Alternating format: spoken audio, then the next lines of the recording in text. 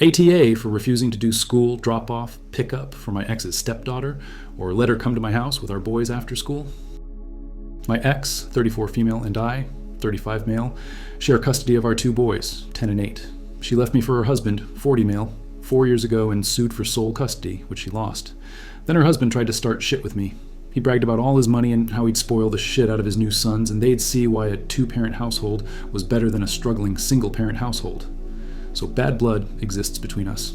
Luckily, they could never come between me and my boys. The hole we have.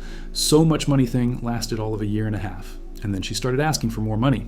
She tried suing for more child support and in general would whine about their poor financial state. I ignored it all and offered to take primary custody if that would help. My ex has a stepdaughter who's 7, and she lives with them full time. They also have 2 children together. A month ago, X sent me a message through our co-parenting app asking me to take her stepdaughter to and from school each day when the kids are back at school. She also wanted me to keep her stepdaughter at my house 3 to 4 weeks a week after school.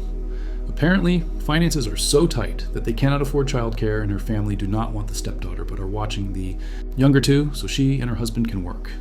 For more than a year now, I was already doing it all for our sons. I have them after school on her parenting time, and I pick them up for school and drop them off. But I do not want to do her or her husband any favors. This was for my boys, and they don't want to have their stepsister over at our house. I talked to them about it after they said their mom mentioned it to them. They don't seem too fond of her or their half-siblings, and they like having me without their stepsister or half-siblings. For me, that's all I needed. This girl is not my child, and while I feel bad that she clearly isn't treated well by my ex's family, I do not feel it should be on me. My ex has pushed for this repeatedly through the app. My attorney knows. She's keeping tabs, and if we ever need it, we have proof of everything. For court should things get to that point again. Ex has tried to guilt and shame me for saying no. She also tried to blame me if something bad happened to her stepdaughter because she had bad childcare if they have to scrape cheap care together. I still don't feel like that's my responsibility, but ATA for refusing? What do you guys think? Let's discuss in the comments. Follow and like for more stories.